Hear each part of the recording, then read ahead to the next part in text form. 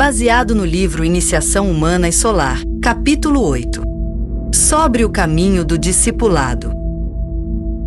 Esta é a parte 2 de 5 partes. Os comentários são de Michael Robbins. Continuando o comentário. O desejo de unidade de tipo pessoal acaba por falhar e traz muito desapontamento e sofrimento através do desejo frustrado, pois em uniões estritamente pessoais, as aspirações da alma encarnada não podem ser plenamente expressas. Cada vez que a expressão é bloqueada, há dor, pois a pressão que inevitavelmente se acumula empurra dolorosamente a estrutura existente e contida. O espírito autoconfiado seria finalmente livre, e esta vontade de liberdade é a causa da pressão, experimentada como dor dentro da forma, pois a forma resiste à libertação do espírito. O discípulo descobrirá que a verdadeira união é a união da alma. A princípio, ele não saberá disso, e somente a dor da frustração e da decepção o revelará. Nenhuma forma desejada pode ser mantida sem dor para quem a segura, e para quem a mantém. A dinâmica do relacionamento humano revela o que a forma é e o que não é, assim como os processos do corpo humano, incluindo a doença e o envelhecimento, meios pelos quais a desidentificação da vida da personalidade pode ser alcançada. Esta desidentificação ou desapego é uma dinâmica crucial na vida discipular. Talvez a melhor maneira de conseguir isso seja não tanto repelindo a forma, mas aderindo àquilo que não é forma, alma e espírito. Fazer isso provocará automaticamente a dinâmica de repulsão da forma, mas a absorção na alma e espírito será tão grande que a dor da repulsão será diminuída. Todos os seres humanos estão vendo o que o tibetano aqui chama de união perfeita. Porém, eles buscam isso uns com os outros e não com a alma e o espírito. A palavra yoga significa união, e através do yoga, em suas muitas variedades, a união perfeita pode ser alcançada. A única união realmente perfeita é com o espírito. A união com a alma é linda, embora transitória. O caminho do relacionamento leva eventualmente ao casamento divino, que é a união com a alma. O caminho da união da alma leva eventualmente à identificação com o espírito. Os dois harmoniosamente relacionados tornam-se um. Voltando ao texto. O discípulo é aquele que compreende a sua responsabilidade para com todas as unidades que estão sob a sua influência, uma responsabilidade de cooperar com um plano de evolução tal como existe para elas, e assim expandir a sua consciência e ensinar-lhes a diferença entre o real e o irreal, entre a vida e a forma. Isto ele faz mais facilmente através de uma demonstração em sua própria vida quanto ao seu objetivo, seu objeto e seu centro de consciência. Comentário. Esses pensamentos lembram uma importante afirmação oferecida pelo Mestre Moria, por teu Deus. Aqueles a quem ajudamos ou servimos não são obrigados a seguir os planos e intenções do servidor. O servidor permanece consciente do plano de alma daquele que procura ajudar e promove o cumprimento desse plano.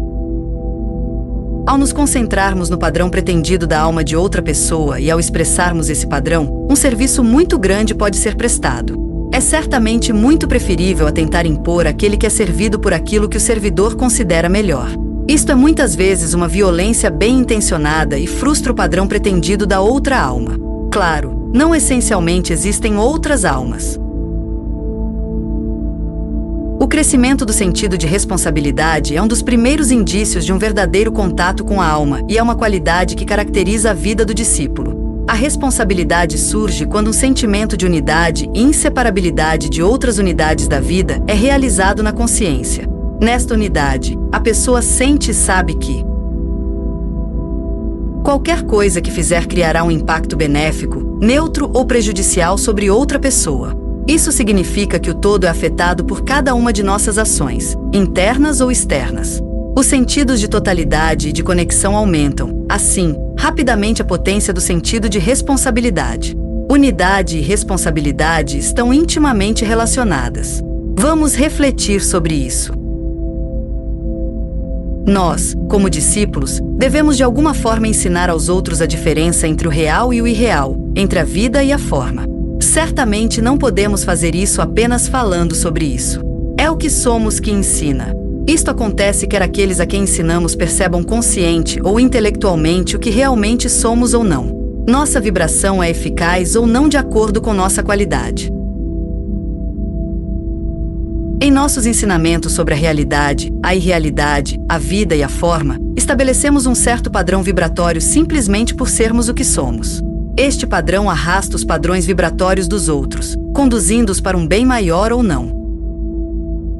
Tudo se resume a um simples fato: o discípulo não pode deixar de dar o exemplo, seja para o bem ou para o mal. Esse exemplo não pode deixar de ter um impacto no todo, seja para o bem ou para o mal. Sabendo disso, nosso senso de responsabilidade aumenta dramaticamente. Voltando ao texto. O trabalho a ser feito. O discípulo, portanto, tem várias coisas a atingir. Uma resposta sensível à vibração do mestre. Comentário. O tibetano torna-se muito prático, ajudando-nos a simplificar a nossa concepção dos objetivos de um discípulo. Uma resposta sensível à vibração do mestre garantirá que a vida do discípulo seja vivida de acordo com o plano divino e seja, portanto, realmente útil para o todo. Aqueles que se preocupam com o bem do todo estão com eles. Um discípulo paira na periferia do ashram do mestre. Não há como avançar para o ashram sem uma sensibilidade crescente à vibração do mestre. Cria-se um círculo virtuoso. Aumentar a sensibilidade permite avançar, e avançar torna possível aumentar a sensibilidade. A sensibilidade à vibração do mestre está sempre relacionada ao serviço. É no meio do serviço altruísta que a vibração do mestre será sentida. É claro que a meditação pode ser concebida como um serviço. Voltando ao texto. Uma pureza prática de vida, uma pureza não meramente teórica. Comentário. A pureza não é apenas uma questão no caminho da provação. Continua a ser de importância, na verdade, de importância crescente, no caminho do discipulado, pois as energias e forças a serem recebidas e manuseadas neste caminho são de maior magnitude do que aquelas no caminho da provação. Portanto, a impureza, se existir, pode ter resultados muito mais prejudiciais, não apenas em relação ao discípulo, mas ao ambiente em que ele procura servir. Para o aspirante no caminho da provação há muita coisa nova e teórica. Ele tem menos responsabilidade porque sabe menos. A quantidade de experiência prática é muito menor. Conhecimento é responsabilidade. Contudo, de acordo com o significado de Saturno, o realista prático, o discípulo é obrigado a transformar a teoria em prática. Viver apenas de acordo com a teoria e contradizer essa teoria com seu comportamento provavelmente causará grandes fricções e perturbações internas, cujas ondas repelirão as energias da alma e frustrarão os próprios objetivos do discipulado. O probacionista está sempre tentando ser puro. Um verdadeiro discípulo alcançou esta pureza, ou quase isso. A natureza do desejo que leva tantos ao erro foi purificada. A pureza prática é consumada na segunda iniciação, o batismo no Rio Jordão. Voltando ao texto. Uma liberdade de cuidados. Aqui tenham em mente que o cuidado é baseado no pessoal e é o resultado da falta de desapego e de uma resposta muito pronta às vibrações dos mundos inferiores. Comentário. Liberdade de cuidados é importante. Não é o mesmo que estar livre de preocupação, pois um discípulo se preocupa muito com o bem-estar dos outros. O cuidado aqui mencionado é a preocupação e uma preocupação inquietante com as condições. Há muitas coisas que não podemos mudar e é preciso ter, com São Francisco, a sabedoria para reconhecê-las. O verdadeiro yogi é alegre e feliz. Ele baseia essa felicidade, realmente alegria, na certeza da realidade da alma, na sua vida, influência e imortalidade. O desapego, com disciplina e desapego, é uma das principais qualidades de cultivo no caminho do discipulado. Faz parte do treinamento da natureza do desejo que deve, por assim dizer, aprender a se desapegar dos resultados, desde que o motivo do esforço tenha sido correto. Se alguém fez o que deveria fazer, e corretamente, não pode perder tempo tentando manipular o resultado da ação correta. É uma perda de tempo fazer isso. Em vez disso, o discípulo deveria gastar tempo colocando em ação novas causas corretas. Se alguém responde excessivamente aos mundos inferiores, é porque nos preocupamos muito com eles, pensando-os como reais, em vez de como efeitos ilusórios de causas reais. A realidade interior é indestrutível. A realidade externa não é a realidade interna.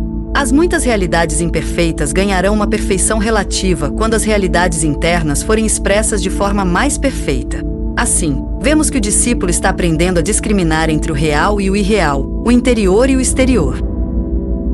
O contato com a alma e o aumento da infusão da alma proporcionam autoconfiança espiritual, confiança na vida e em seus processos mais profundos e muitas vezes invisíveis. Onde estes estão faltando, ainda há muito trabalho a ser feito. A alegria é uma sabedoria especial e contagiante.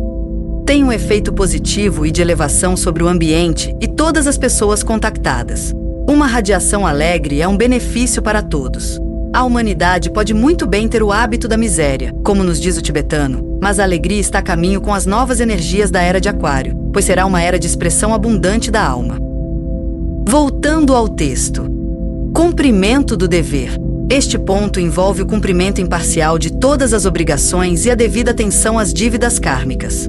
ênfase especial deveria ser dada, para todos os discípulos, ao valor do desapego. A falta de discriminação não é frequentemente um obstáculo para os discípulos hoje em dia, devido ao desenvolvimento da mente, mas a falta de desapego frequentemente é. Isto significa a obtenção daquele estado de consciência onde o equilíbrio é visto, e nem o prazer nem a dor dominam, pois são substituídos pela alegria e pela bem-aventurança. Podemos muito bem ponderar sobre isso, pois é necessário muito esforço para alcançar o desapego. Comentário. Novamente o desapego é enfatizado.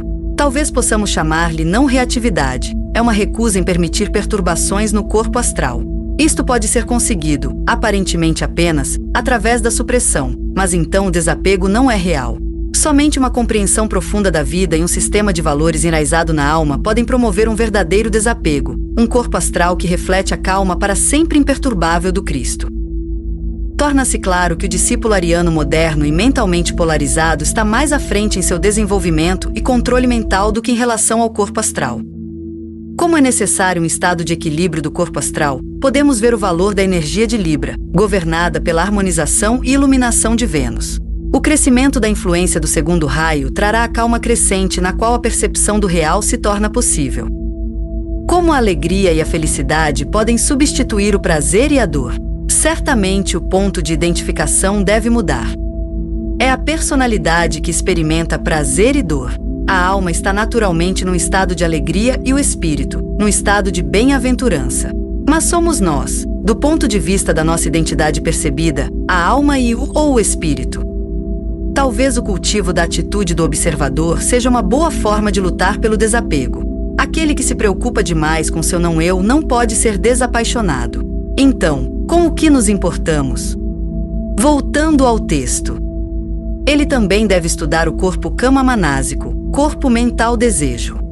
Isto é de interesse muito real, pois é, em muitos aspectos, o corpo mais importante do sistema solar, no que diz respeito ao ser humano nos 3 mundos. No próximo sistema, o veículo mental das unidades autoconscientes ocupará um lugar análogo, como ocupou o físico no sistema solar anterior. Comentário. Estamos envolvidos no processo de um planeta astralmente polarizado funcionando em um sistema solar astralmente polarizado. O veículo astral é de longe o veículo mais forte deste sistema. No nosso atual estágio de evolução, o veículo astral misturou-se com a mente, e o resultado é kama-manas, uma espécie de mistura de sentimento e pensamento tal que normalmente não ocorre sem o outro. Quando o homem kama-manásico pensa, ele também sente. Quando ele sente, ele também pensa. É evidente que tal condição, presente em talvez 80% da humanidade, milita contra o sentimento puro e o pensamento objetivo. Sob a influência do pratyahara, desapego, a mente é libertada do campo emocional, que é submetida a uma espécie de observação mental. As emoções são estudadas de maneira imparcial e a reatividade é bastante reduzida. O homem reage porque sente que é e pensa que é as suas emoções. Quando, através de observação cuidadosa, ele se distancia do veículo emocional, sabe que não é o que vê. Em vez disso, ele tem ou está associado ao que vê. O discípulo deve tornar-se mentalmente polarizado, completado em algum lugar entre a segunda e a terceira iniciações. Uma polarização kama-manásica deve ser superada, pois não servirá ao processo de infusão da alma. Simbolicamente, o movimento do fogo e do ar não deve agitar o mar para sempre. Além disso, A menos que a mente esteja desembaraçada do desejo, não há maneira de a mente servir a alma em vez do desejo. Quando Kama Manas governa, o homem pensa que é autodeterminado, mas o tempo todo seu pensamento é dirigido e impulsionado pelo desejo. A mente, por si só, não é realmente um governante. Pelo contrário, é um instrumento. Quando a mente é governada pelo corpo astral, a estrela de 5 pontas fica invertida. Mas a mente também pode ser governada pela alma, o filho da mente e a mente superior, e então o poder do pentagrama vertical poderá ser visto. A força do corpo Kama manásico não pode ser ignorada. O atual desenvolvimento do nosso planeta e do sistema solar reforça esta força. Tudo que podemos fazer é aprender lenta e cuidadosamente a recuar e ver o que realmente está acontecendo. Então o sentimento-emoção terá muito menos efeito sobre a nossa vida de pensamento e a presença da alma poderá iluminar a mente com mais sucesso. Notamos com interesse que o corpo astral, como puro Kama, não está, em si, relacionado com nenhum dos 3 sistemas solares, embora sua força seja maior neste, o segundo sistema solar. Lembramos que para o ocultista o corpo astral é considerado, em última análise, irreal. Voltando ao texto. Ele também tem que trabalhar cientificamente, por assim dizer, na construção do corpo físico. Ele deve esforçar-se tanto para produzir em cada encarnação um corpo que servirá melhor como veículo para a força. Portanto, não há nada impraticável em fornecer informações sobre a iniciação, como alguns podem pensar. Não há momento do dia em que esse objetivo não possa ser previsto e o trabalho de preparação não seja continuado. Comentário. Estamos entrando em uma era de materialismo esclarecido. O corpo físico, durante tanto tempo rejeitado publicamente como pecaminoso, embora tolerado em particular, deve ser tratado corretamente como a âncora para a expressão da alma.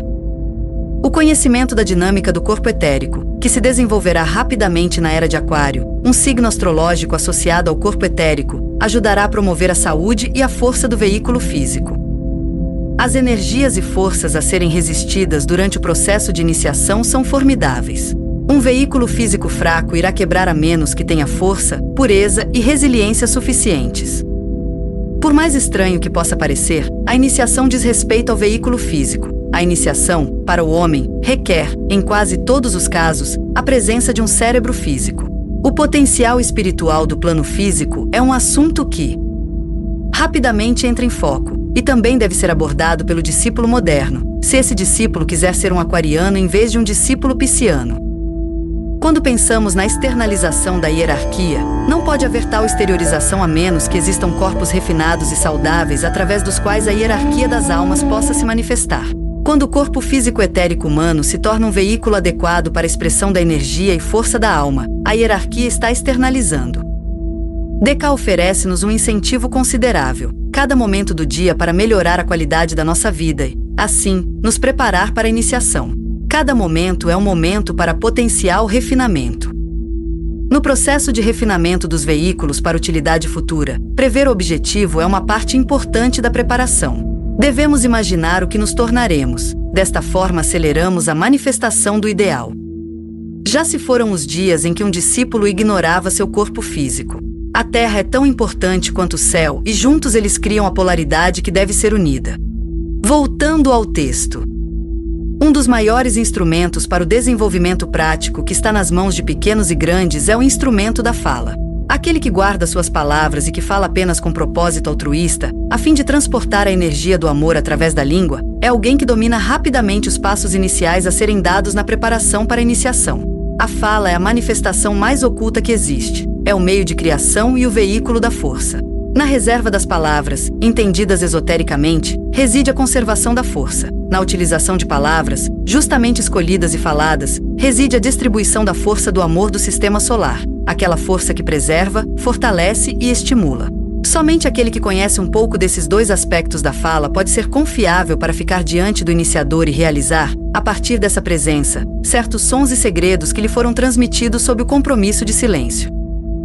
Comentário.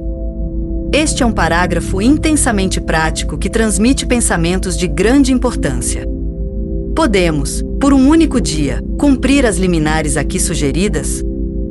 É-nos oferecida a oportunidade de fundir o segundo e o terceiro raios, amor e inteligência, o centro do coração e o centro da garganta. Falamos com o coração? Mais uma vez, a energia libriana, transmitindo grande parte do terceiro raio e, portanto, relacionada com o centro da garganta, é enfatizada, pois as palavras devem ser justamente escolhidas, sendo Libra o signo tanto da justiça como da escolha. Com relação à fala, tanto a reserva correta quanto a utilização correta são necessárias. Se o fôlego é a vida, é desaconselhável desperdiçar o fôlego com palavras imprudentes? Através da fala criamos e transmitimos força. O que estamos criando? As formas criadas pela fala são benéficas? As forças que transmitimos através da fala são construtivas ou não? Que disciplina seria garantir que o nosso discurso carregue a energia do amor, para o fortalecimento, preservação e estímulo dos outros? Certamente não podemos reclamar de que não existem ferramentas ocultas à nossa disposição quando a fala é tão facilmente acessível e tem uma potência tão oculta. O que se aplica à fala também se aplica ao pensamento, de forma ainda mais potente. A cada momento, vigília ou sono, estamos construindo ou destruindo, contribuindo para a expressão do plano divino ou não. Parece que todo o nosso treinamento autoimposto com a faculdade da fala é apenas uma preparação para uma situação em que a verdadeira confiança deve ser investida em nós. Devemos ser confiáveis para ficarmos em silêncio sobre os segredos da iniciação que podem ter sido transmitidos a nós. Se não estivermos confiáveis, as consequências seriam desastrosas, mas então os segredos da iniciação não seriam transmitidos a alguém que não tivesse demonstrado confiabilidade. É claro que, no que diz respeito ao uso do discurso, estamos no processo de nos treinar, todos os dias, para uma eventual iniciação. A fala constrói uma ponte para a iniciação. A fala correta constrói uma ponte para um silêncio futuro e necessário sobre os segredos dos mundos interiores. Notamos que o iniciador é chamado de presença. Isto é verdade, quer o iniciador seja o Cristo como Bodhisattva ou o Senhor do mundo. Tecnicamente, as duas primeiras iniciações dizem respeito mais ao anjo da presença do que à própria presença. A partir da terceira iniciação, a mônada é invocada como a verdadeira presença atrás do anjo da presença. Sanat Kumara está relacionado à mônada, à presença, assim como Cristo está relacionado à alma, o anjo da presença. Fim da parte 2 de 5.